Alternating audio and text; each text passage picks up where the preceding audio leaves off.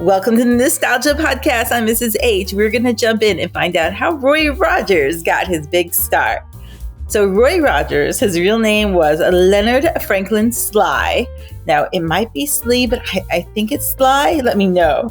Was an American singer. He was an actor. You know him from TV. He was a television host. He was born in 1911, November 5th. Now, following early work under his given name, first as the co-founders of the Sons of the Pioneers. I love all their music. And then acting. The rebranded Rogers then became one of the most popular Western stars of his era. I mean, when you think of cowboys, I think today people still think of Roy Rogers. So according to Encyclopedia, known as the King of the Cowboys, he appeared in over 100 films and a ton of radio and TV episodes. And you remember his show? It's a hard name. The Roy Rogers Show. In many of his films and TV episodes, he was always there with his wife, the beautiful Dale Evans, and his golden Palomino, Trigger, and don't forget Bullet, his dog, who was a German Shepherd. His show was broadcast on radio for over 9 years, so hopefully we'll get some on the channel. And then he was on TV between 1951 and 57. His early roles were uncredited parts in films by fellow cowboy singing star Gene Autry. I love the song with Gene Autry, Give Me My Boots and Saddle. I don't know, when I hear that, it just takes me away somewhere. And his productions usually featured a sidekick. And that was often Pat Brady, Andy Devine, George Gabby Hayes, and Smiley Burnett. Now, I think you can't forget Gabby Hayes. I mean, Gabby always seemed to play the same character, but he would be whittling his sticks or something like that and have a story to tell. I have good memories with Gabby. What about you? Let me know in the comments. In his later years, he lent his name to the franchise chain of Roy Rogers Restaurants. And we grew up in Long Island right next to a Roy Rogers restaurant. I believe they're still around. That is just awesome. So he was born Leonard Franklin Sly, the son of Mattie Nee Womack and Andrew Andy Sly in Cincinnati, Ohio. The family lived in a tenement on the 2nd Street. That doesn't seem to, you kind of expect him to have grown up like in the fields and things like this, where Riverfront Stadium was later constructed. And Rogers later joked that he was born at second base. Len had 3 sisters, Kathleen, Mary, and Cleta. Dissatisfied with his job and city life, Andy and his brother Will built a 12 by 50 foot houseboat from salvage lumber. That sounds like something that's going on today. Now, my grandfather built his house. That's what I was always told, was like that everything was built from scratch. And then there was a big hurricane, I think it was Sandy, like 10 years ago, that really knocked it out and they had to rebuild. But people would build their houses a lot. I mean, was this common that people would build their own houses even in the like mid or early 1900s? Because today when we say, oh, we're going to build a house, usually it means we're going to hire somebody or a company to build our house. Very rarely do the people mean like, no, I'm building this house. Except I do see on YouTube a lot of people saying, I built this tiny house, and maybe they ordered the parts and things like that and they put it together.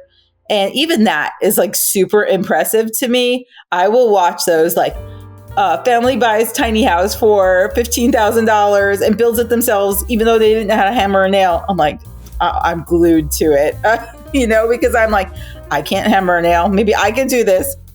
In July 1912, the Sly family moved down the Sciano River towards Portsmouth. Desiring a more stable existence in Portsmouth, they purchased land on which to buy a house, but the Great Flood of 1913 allowed them to move the houseboat to their property and continue living on dry land. It's like Noah's Ark here. I didn't know about the Great Flood of 1913. I used to work at the Margaret Mitchell House and Museum, which is where Gone with the Wind was written by Margaret Mitchell. And we would have portraits of her family, and then we would talk about certain family members that had passed away in 1918 due to epidemics and things like that. And I used to say it over and over again. I really didn't go through my mind what I was saying at the time. Like it didn't really hit home until over the last few years and all that we've gone through as a world, that it started really, this is what they were talking about, these harsh times that swept the world. And so I hear about the Great Flood here about 1913, but I don't really know much about it. So let me know if you knew about that, if that resonates with you, or if it just is like a notch in your history, like a timeline that maybe you've heard. In 1919, the Sly family purchased a farm in Duck Run near Lucasville, Ohio, about 12 miles north of Portsmouth, and built a 6-room house. So I guess they were out of the houseboat. I think it's so clever to live in a houseboat. Andy soon realized that the farm alone would not provide sufficient income for his family. So he took a job at the Portsmouth Shoe Factory, living in Portsmouth during the week and returning home on weekends, bearing gifts following paydays. Now, I don't know about today. If somebody's a farmer today, is it typical for them to be a dual employed, like they're employed on their farm and they're employed at a job in town? Is that typical, or is it mostly that people, if they're a farmer, they're a farmer and they're not going to go to town? So I'm curious if this was normal. Let me know in the comments if you know. A notable gift was a horse on which young Len learned the basics of horsemanship, and living on the farm with no radio, the family made their own entertainment.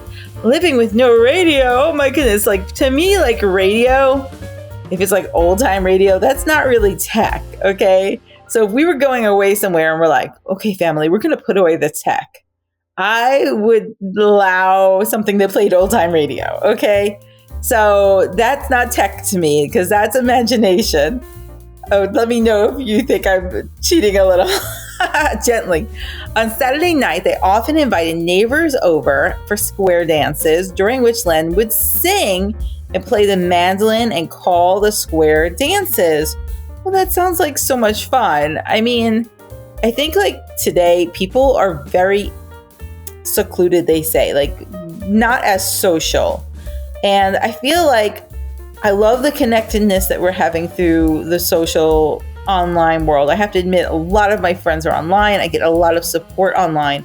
Somehow or other, it doesn't have to be like, that's good, that's bad. Being together in person is good. Being online is bad. Or being online is good and being together isn't. Like somehow or other, somebody has to help us combine those worlds that allows the best of both worlds. He also learned to yodel during this time. I have a friend who loves to say the knock knock joke, like knock knock, who's there? What does he say? Something, and then you land up by yodeling in your answer. I'm trying to remember the joke. And so every time you answer his knock knock joke, everybody starts yodeling, and you kind of want to prepare people that he asks people to, because you're like, you're about to yodel. Okay, knock knock jokes are great for icebreakers. And with his mother, they would use different yodels to communicate with each other across distances on the farm.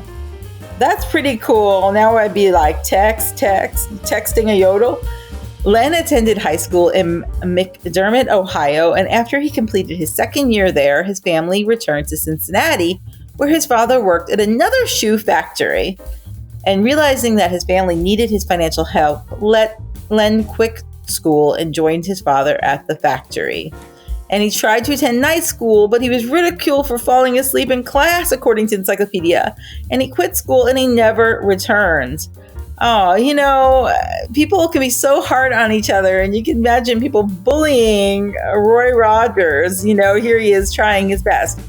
But we have a saying, it's the Gamzu Latoiva, and it's about how everything's going to work out for good. So even these bad things that happen, God can use them for good.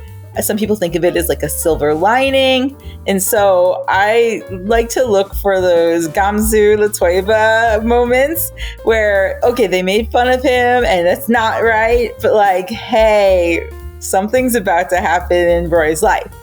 So after 19-year-old Len returned to Lawndale, his sister Mary suggested that he audition for the Midnight Frolic radio program, which was broadcast over KMCS in Inglewood.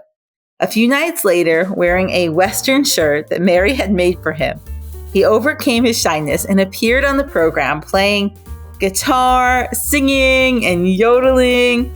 And a few days later, he was asked to join a local country music group, the Rocky Mountaineers. He accepted the group's offer and became a member in 1931. Okay, I think we're about to get into it really good about his music career, and there's a lot more ahead. So I think I'm going to end part 1 and leave you hanging on how Roy Rogers became the Roy Rogers we knew, and he made it big time. If you haven't subscribed yet, please subscribe. If you enjoy this kind of thing, give us a like. Let us know your comments. It means so much to us. And click the bell notification to always know when we go live. Stay tuned for more.